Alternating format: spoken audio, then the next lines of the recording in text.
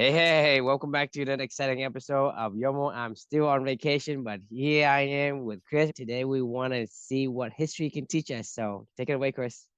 Yeah, this is a fun book, actually. Do you know who Will Durant is by any chance? I heard of him, but I don't know too much about him. I really didn't know much about him at all either until like this whole journey. I think this guy's like a really famous philosopher. He wrote this 12-part history of the world or something like that, almost encyclopedia with his wife, Ariel. It was kind of like their life's work. It was all about culture and civilization, mankind, and philosophy and commonality themes of humanity, looking at it from all different kinds of perspectives and examining humanity and why we do what we do throughout history, basically, is what their work was. This book that we're going to be talking about today is called The Lessons of History, which is a summary, condensed version of that larger work they did. It was pretty interesting. It was kind of a condensing of their life's work into a digestible, quick, easy format. I did this one as an audiobook. It was a unique audiobook because in between the book, they did interviews with Will and Ariel Durant, talking about some of the chapters and thoughts, and they went a little bit deeper on the thoughts and some thought-provoking questions.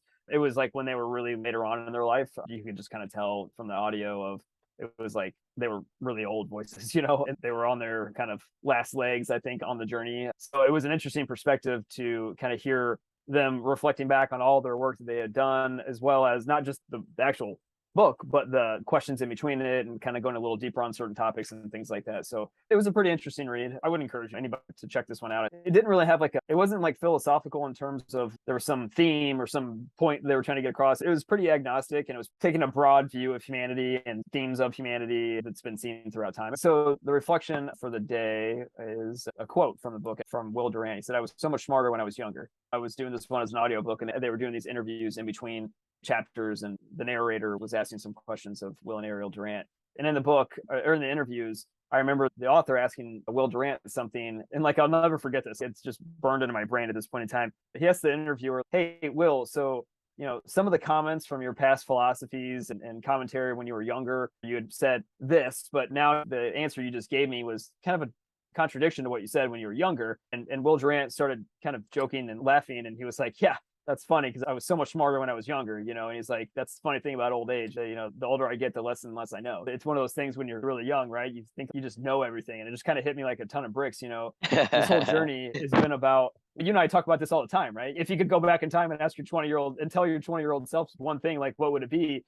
I mean, the truth is it's probably nothing because they don't listen. You probably didn't listen well back then. You got to understand this stuff for yourself. And you think you know everything. Sometimes it's fun when you're young and just have that one track mindset of I'm right. I got a pretty good feel on what this world's all about. And then, I know what my goals are. I'm going to go run headstrong at this stuff. And you look back on some of the shit that you said when you were younger and you're like, man, I didn't know anything. And now as Will Durant was toward the latter half of his life and he's looking back on his own life and he's laughing saying I didn't know anything. And I know less than I did when I was 25 years old when I wrote that originally or something along those lines. Because it's true. I feel like the older that you get, the dumber you get in a good way. You and I talk about this all the time of we don't know anything. And that's one of my personal core values that we wrote into my own core values. And I know this is an important core value for Clubany. And we talk about it all the time of keeping that beginner's mind. Remember to humble yourself to say you don't know anything. You maybe know 0.0001% of all the knowledge out there. And even that knowledge is who even knows if that's right or not at this point in time. The universe is so complex, infinitely complex, and so many moving parts, you'll never understand it. Nobody will ever understand it. I don't care if you read every book in this world. I don't care if you use every supercomputer. It does not change anything that we really just don't know anything. But to be fair, that does not mean that, to me personally, that's what makes life fun. If I knew everything, then what the hell would be the point of life? When you're younger, you feel like you know everything and life kind of sucks. And then you end up hitting this wall where you're like, well, shit, I didn't know everything, and you start to have your world rocked and you're like, that's when the fun, I think, kind of begins, So I guess, yeah, this book in a weird, ironic sort of fashion for me, because it wasn't even really a reflection about the book. It was about the audio commentary of Will Durant. But yeah, it's just funny. The older you get, the dumber you get, and that's a good thing. It should happen. I knew so much more when I was younger, and I think that's true. So anyway, I'd love to pause there, get your thoughts, and hear your take on this one.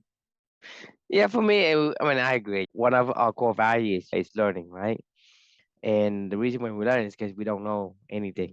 I guess the saying we say to each other is, I don't know shit, you don't know shit, we don't know shit, right? Right. And essentially, that's the kind of vernacular that we use reminds me of when I was young. I know everything in my house, but I don't know anything beyond my house. I just don't know the boundary of the knowledge of possibility that's out Right. there. And then when I get older, I say, well, there's other people's house, and there's neighbors' house, and there's the communities, and there's the talking about the city, and then the state, and then the nations, and then the world, and then the galaxy, much bigger than that. So the more that you learn, the more you know there's more boundary. Just like you looking at when we were young, we only see a puddle, right? And we see Right. everything that is in the puddle. So, well, yeah, in the puddle, I see all there is to see. And then suddenly we know, hey, there's a bigger puddle out there. And then after a while, you see, well, there's rivers and there's lakes and now there's ocean. And you look at it and say, dang, it's so vast that I can't even see. So what I knew compared to the amount of information is out there, the percentage of what you think you knew, it gets smaller and smaller. So that Yeah. 0.001%, they keep adding the zero to in front, like the Right. 0.000, you keep adding the zero to that 0.001%. It keep growing and growing and growing. It's just Right. because your boundary keep expanding, but the amount of knowledge of information you gather is that can keep it up with the boundaries of the thing that you see from beyond the horizon. I mean, to the point where we can't even see beyond the horizon, right? Right. You look at the horizon and say, where does it end? Where does it stop? We It can't even doesn't. see. We can't even see where it stops. And The, so the you think the about universe is always expanding, or it. at least until it starts to contract. So the thing is, that's a key to like knowing, right? Then when you know more, the more you also know the boundaries. Right. That when the boundaries become boundless, this is when the 0.001% is say, well, that's not even correct. You have to say, Right. well, could it be even like more zeros? How many more zero? Well, I don't know. I I'm, don't even know that. I don't even I, know the boundary to that. So how would I know if I know, hey, I know 10%, I know 100%, or I know 90%. Like when we were younger, right? We right. are only in our own space. And in our own Well, space, like there's like 10 different things. And we know like 6 or 7. Say, wow, I know everything. I'm still struggling to imagine myself having a time machine, going back and tell my 18-year-old self how to navigate my life and what advice I can give to him to change maybe, my future life. I'm still maybe the struggling with advice it is because maybe the advice should be you don't know anything. Just go through life saying but as you were that's the just thing, saying. he won't agree with me because he already That's knows true. like 60-80% of all there is to know. It's like, I know it, I know this. How can I tell somebody who won't listen? What was that movie or show or book where they? Isn't it like something about the galaxy? Like anyway, where they come back and they're like, the secret to all humanity is like 23 or something like that. What is that book? Do you know what I'm talking about? There's so many movies and books like that, so I don't remember which one Eh, exactly. It doesn't matter. Anyway, my point is, it's this computation that comes back, and it's like the secret to happiness is 23, and you're like, what the hell does that mean? Like but what's funny is you said two interesting thoughts came to mind as you were talking there for a second, and the first one was when we said like 0.0001% or whatever we're the only ones that talk in numbers, to be fair. Like I don't even know if these numbers even are real. You know what I mean? We're Yeah. just like we're the only ones that even know what 0.001%. I mean, if you went to a tree and you said, I only know 0.00001% of all the knowledge in the world, the tree would be like, what the hell are you talking about, man? Like, who you talking to, bro? I think you're nuts, bro. Number one. Number two, you also said something really interesting. What if I wonder if your level of happiness, this is just like a hypothetical or a hypothesis, but I wonder if your level of happiness correlates to, as that number gets bigger and bigger in life, if your happiness goes up and up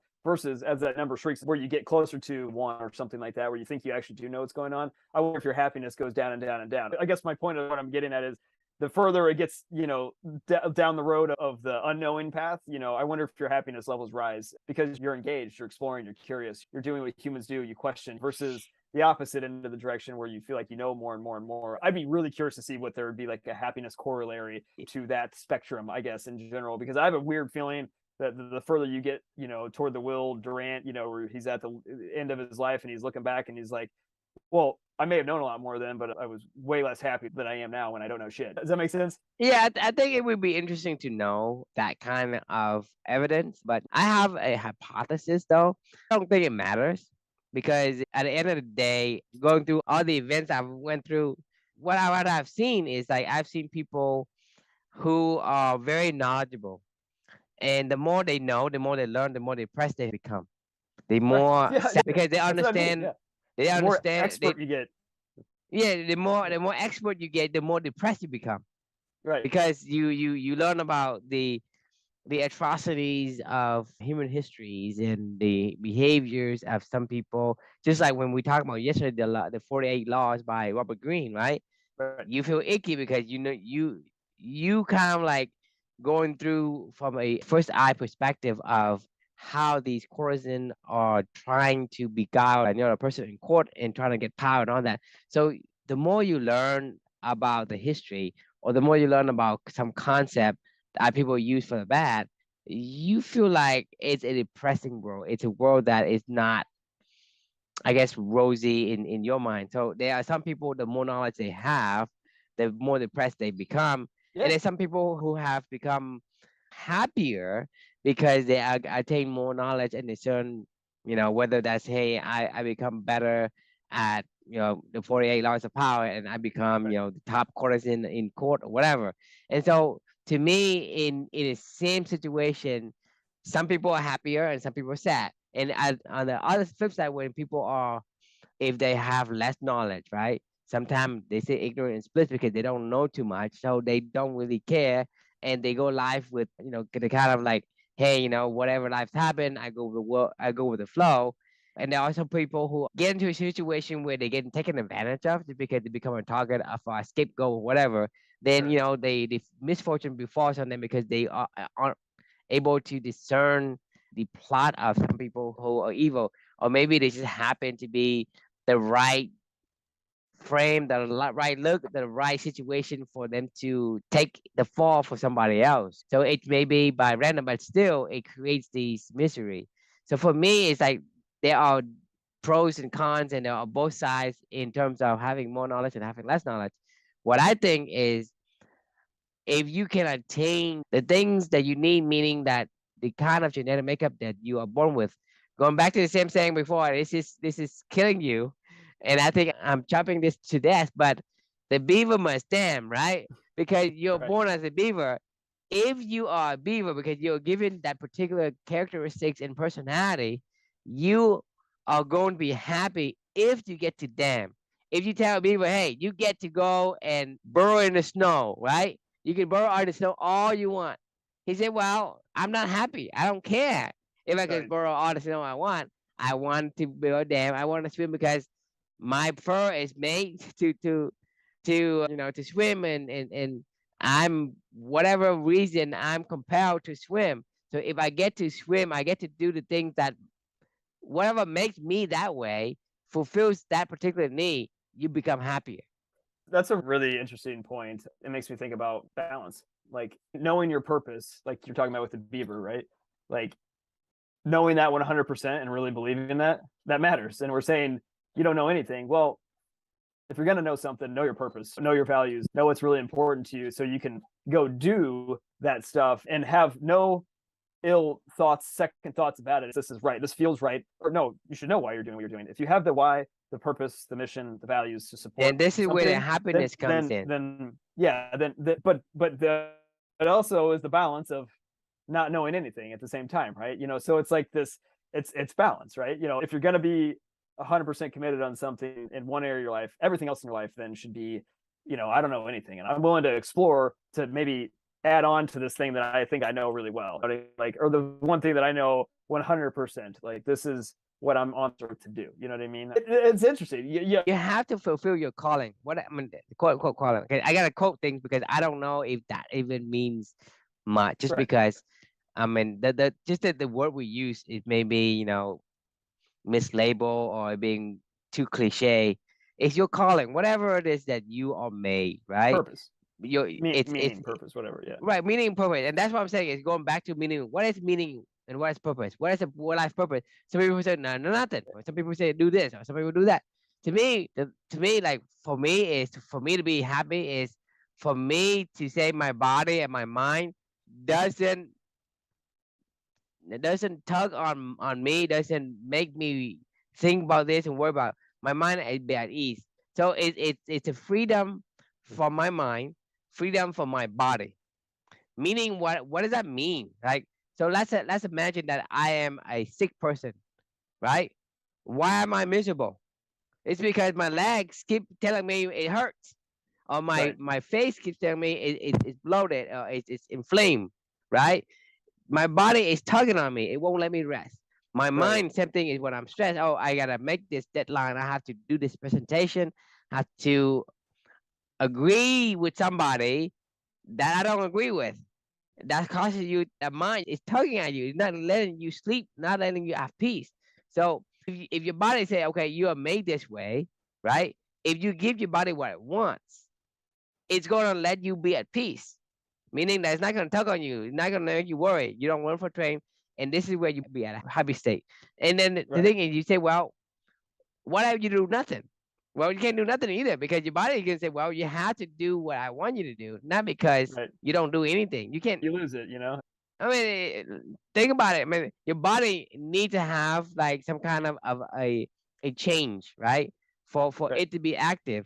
People hate to be lonely, right? Yeah. You think Yeah. about the prisoners, right? You go into prison and you do something really, really bad. They put into isolation for whatever, 3 days, 5 days, a week, whatever, and you go out there and you're a changed person. You cannot be isolated. The same thing when you look at all the older generations when they like in the retirement age, they want company. They are, That's you all know, they want. they all they want. Yeah. Exactly. When Yeah. you think about it, because we as a human person made not to be in isolation. We're social. The body is gonna tug on you until you give it. Because like if you have a headache, for example, you can't just say, hey, headache to go away. You have to appease the headache to make it go Right. away. So your body is, like I say, the way that you are made is by some combinations of molecules and atoms that put together in a certain pattern makes you who you are. You are unique in history, in all of the human history.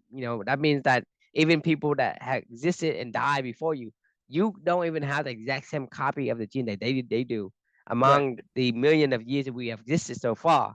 And so you are unique enough that because of that unique pattern, you need to have quote unquote a calling, whatever that calling is, whatever is missing, whatever that body is needing, whatever your body is needing to fulfill its Purpose.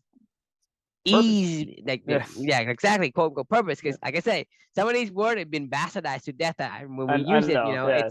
it become. But I'm saying, so I'm trying to describe it in a way that I'm not using a particular word, but it's Words matter essentially though. words You matter. got, So people need to understand that you gotta choose a word that resonate with you. yeah. I'm not telling you this is the word, right? I'm just saying this word could be for you or for another person or whatever. Because different word may resonate with you. So I'm saying whatever that word for you is, that's the quote unquote the word that you need to use to say, well, what do I need to do to make quote unquote a point of reference as my quote unquote calling so I can fulfill that. Once you fulfill that Right. calling, then you're gonna be happy because you are at peace with yourself, or your body is at peace and you are at peace.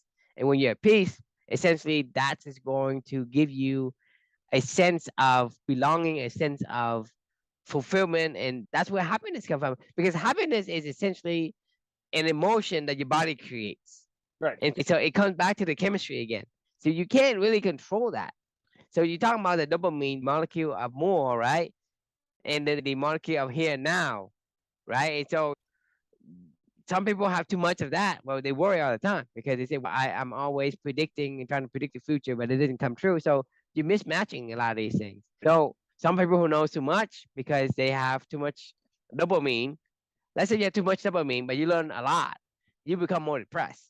But if you have Right. less dopamine, but you learn a lot, well, yeah, it doesn't really matter because you don't really think too much in the future. You only think of the here and now. It's also the balance as well because let's say I'm a person that is more dopamine or you have a more dopamine person, right? Then you need to compensate that with something else. Like going to say, hey, I need to live Yeah, in the it's moment, polarity, right? yeah. So you got to balance it because you're born with a polarity. Now you need the other side to kind of balance yourself out so that you can have that here now. Plus, having a more prudent future just because you have dopamine Right, too. So you have to feed the dopamine that you have because right. it's there. You're gonna have to It's feed it.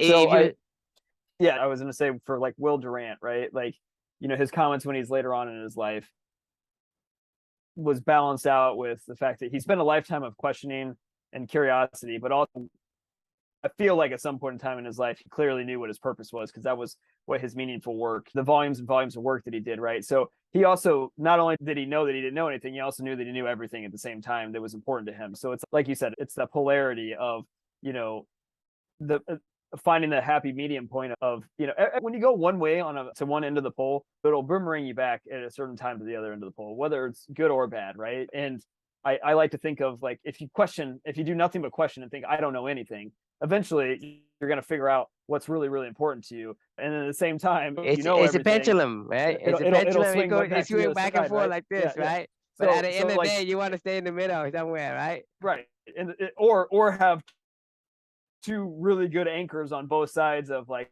our core values. We try to keep this side and down to remember we don't know anything, even though our knowledge grows and we feel like we have more purpose and direction and we feel like we know exactly what we want to do. Over here, it's kind of balanced out by both saying like, look, I may be wrong. Like it's okay. Like, I mean, I'm open to shifting how I interpret this and how I apply this purpose in this world because I don't anything on things the anchor, which then gives you balance in the middle, Mm. in a weird way, So I think my reflection was, could use another end of the spectrum of like the balance on the other side of fulfillment and purpose because Will Durant clearly had a purpose in life, otherwise he wouldn't have done what he did and he Right, wouldn't because the thing have, is that his remarks that I'm smarter when I was younger, it belies another meaning. You know what I mean? The meaning that he actually know more now, right? So the thing is, it's it's a both. double Yeah. meaning. It's a double meaning when Right, right. you read his comment, right? It's a double meaning. Think Yeah. about it. Like you think, well, how could he be smarter when he was younger, right? He is saying he's dumber when he was younger. So he's both right and he's telling you both. He's saying, hey, I was Yeah. smarter when I was dumb. I was smarter when I was younger, but I was also much dumber when I was younger. And then vice Right. versa, he much more dumber now because of he's smarter and was younger, but he also is more smarter now. So Right. that's the meaning that is inside of that single quote.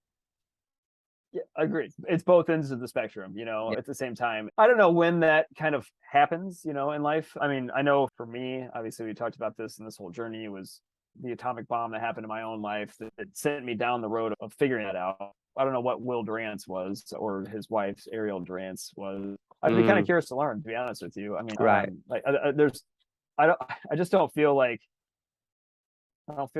beavers become beavers for no reason. You know what I mean? Like it happened, something happened. Like for I mean, the beavers thing is, to you're born a beaver, right? You are going to end up oh, I'm talking about the running. first beaver. I'm talking about the first beavers. Like there was some reason why those first beavers. There was some catalyst that made those first beavers feel like Exactly. they need to Exactly. dam something. I mean, yes, I understand like the lineage of a beaver of a beaver being a beaver down the road, but like some first beavers didn't have that purpose, like I don't know when Yes, that they was got happened and why thrown it into the happened. river, and for Right. whatever reason, forced fire or Or maybe there was whatever, a drought. Yeah, maybe there was a drought and they destroyed were their like, shit. family, and they had so much miserable and hardship, right? That behavior is what they pass on from generation to generations, and Right. they have to say, well, this is what my ancestors used to do.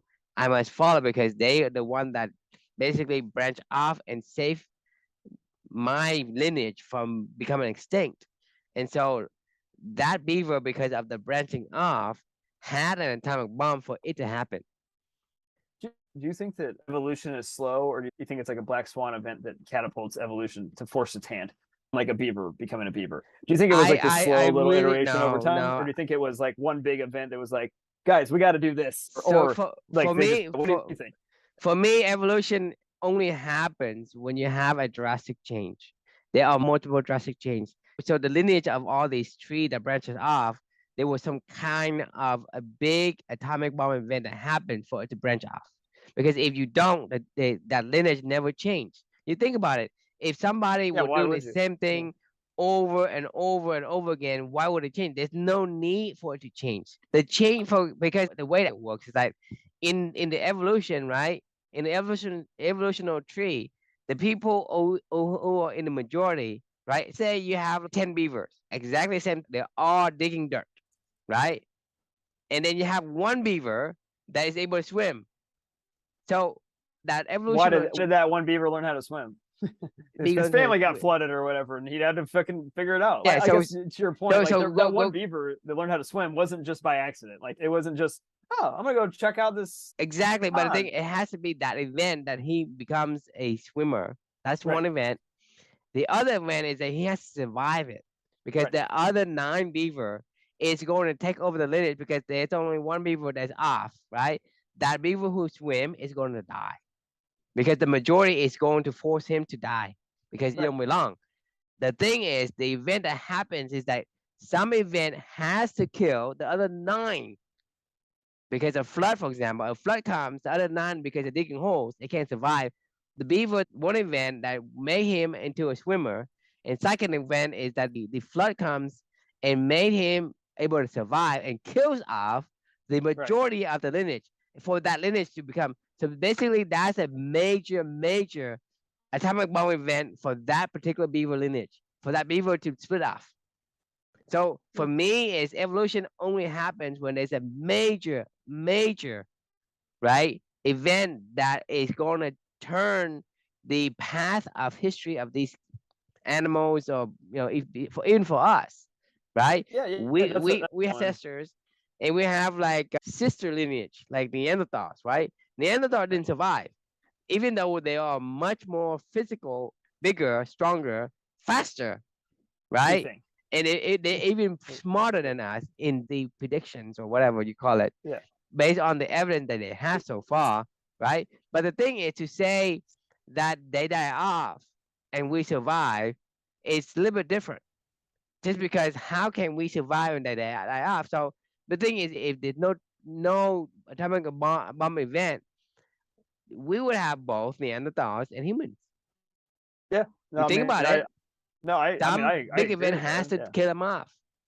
Right. I mean, I'm with you on that. Like, I mean, I've said this all along. I feel like the evolution of your own life is determined by atomic Yeah, bombs. because I wouldn't change. You go back to my 19-year-old self, 18-year-old self. I wouldn't change. It If forces your hand. Like, I mean, it's exactly. Then there's nothing I can say or nothing anyone can say to make me change my mind. I had to change my own mind because of the circumstances that I was thrown into, because of the brick wall that I ran into. And so these are the kind of events that is major events that is going to change the path. No other ways can change the path. You can't say, well, it's going to go slowly by random chance. No way by random chance. Because even if by random chance you have a beaver that is going to swim and the other 9 are digging holes, right? The 9 is going to kill off the 1%. The majority is always going to carry on the lineage. To think about it, right? You're an outcast. How can you right. become the major player in your own lineage? How can that be when the other 9 are exactly going to be like, this is the majority and it's going to become gone? How can it become gone? The only way, the only way that, so the only option is you have like multiple varieties of, okay, there are digging hole beavers and there are swimming beavers. That would be Right. the options. And then the option where you have the digging hole beavers, right? Because the majority, the other one's gonna die off. So those are 2 most likely scenario that if nothing happens, so the most, I would say like 90% of the time, you would have both the digging hole beavers and the swimming beaver, because by random chance you're gonna have more variety, right? Right. But the thing is, you don't Right. see Yeah. like digging hole beavers, and you don't see, you know, swimming beavers. You don't see people with 3 ears and 5 eyes. How many people do you see that? You don't see that, just because it Right. doesn't. Because it only happens when there is a major event that makes one species survive and other species die off.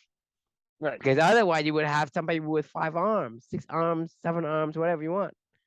Right. Because the thing Yeah. is, today we do have people with like 6 toes or whatever, but that's rare. It's rare. Be an octopus. Not an octopus has eight tentacles, you know, or Right. whatever. But the thing is, the specific species You know, I has mean, to be be a human, but yeah, there has to be a major atomic bomb event for the path to veer off. yeah, not just for the path to veer off, but for purpose to be found. I mean, Because the thing is I mean, go back yeah. to what you said before is, you know, you live in your core values and I'm living my core values. Why do I have my core values and why do you have your core values? And why is it different? Because the atomic bombs of life were different than your atomic bombs, and they set me into a different course of alignment of what I wanted to do to find meaning and purpose and fulfillment. And like, But let me ask you this: like, if you are told to leave your core value, but I want you to do that in code, in programming language, and just sit there 16 hours a day and just type on the keyboard, how would you feel?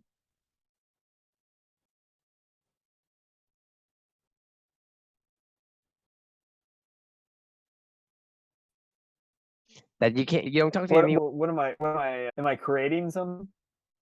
You're just creating a computer program. Yeah, It's just like we're talking about the leverage and packing use. app, right? The packing app, right? Sure, I could do that if it meant I got to live my core values through actions that then created meaningful work that others could consume, or But just view, you know, leverage. Then yeah, I'd be okay with that. but the thing is, why are you doing that though? Well, I'm doing it because I must. Like, No, I mean, you do that because your body tells like, you.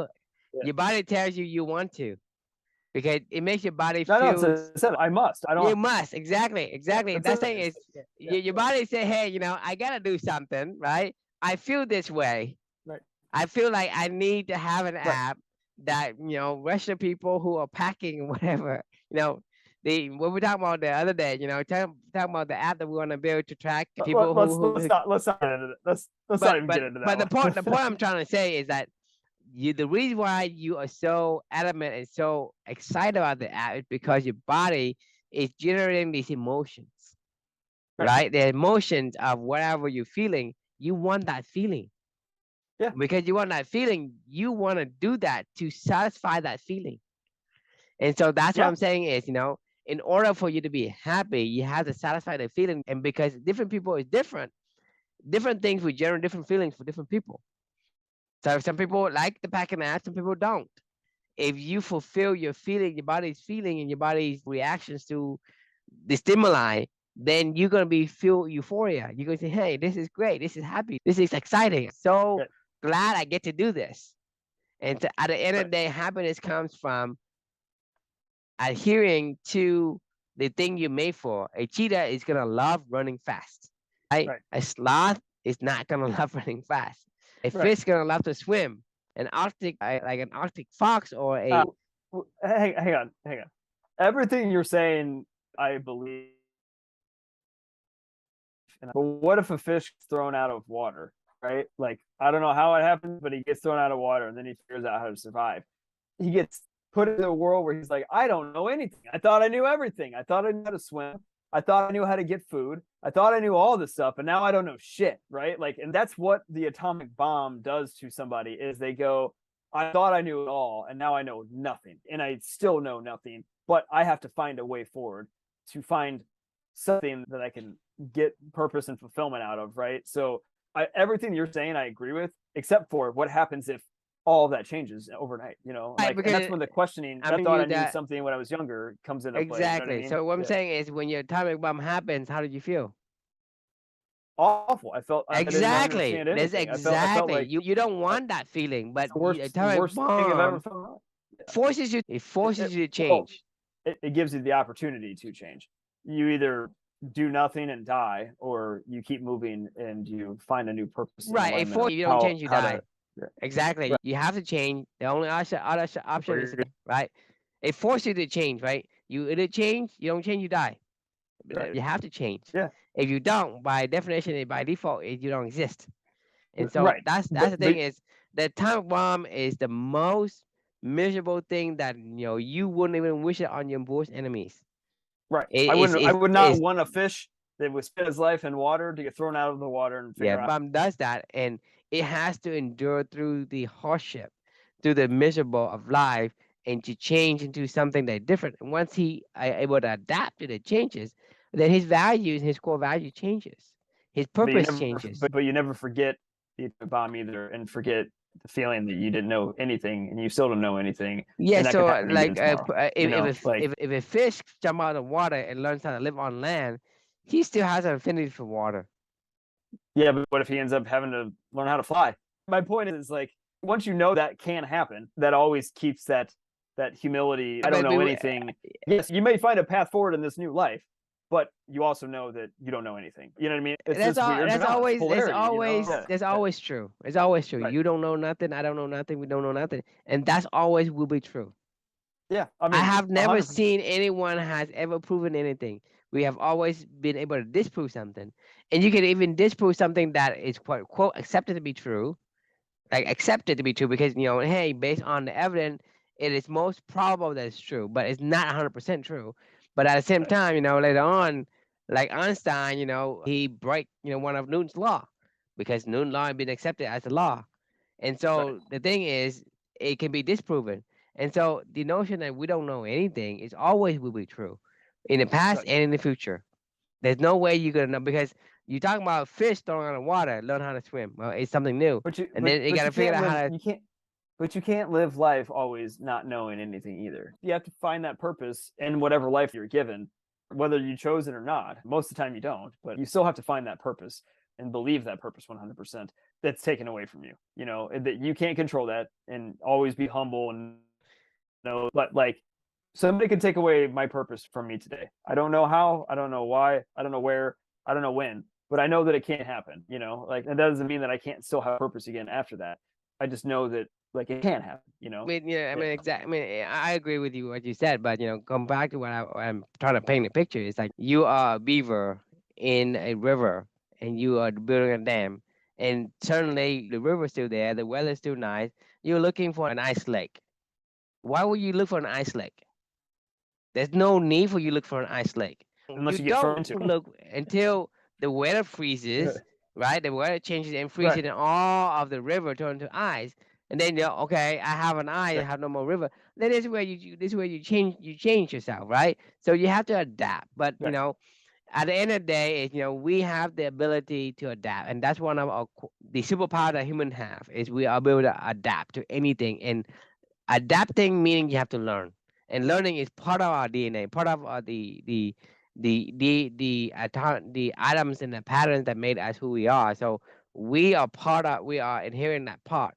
And the second thing is, in order for us to feel like we are, we have to do the things that we think that we're made to do, whatever that calling is, to fulfill that. And so it's not to say, hey, I do everything that my calling does. It's like, okay, how do I maximize it? That's something that I don't know, and I'm going to try to Right. experiment. And I'm going to touch a stove, and it's going to be hot, and I'm going to yank my hand out, and I'm not going to put my hand back into the stove Right. again. Right? That's learning. I'm not saying that I won't ever touch a stove and I will have 100% happiness. That's not going to work, and that's not going to be realistic. It's just that you can have to maximize. Say, do I want like 2% of the things I do is fulfilling who I'm supposed to be, or like 80% or 90%, right? The other 10% you're gonna have to be exploratory, and you have to figure out how to Right. adjust and adapt to the changing conditions. Agreed. Okay, so I'm gonna go ahead and call this one if you don't mind. I know you're on vacation and it's getting late. Fun conversation as always. Any final closing thoughts, or you feel like you've purged?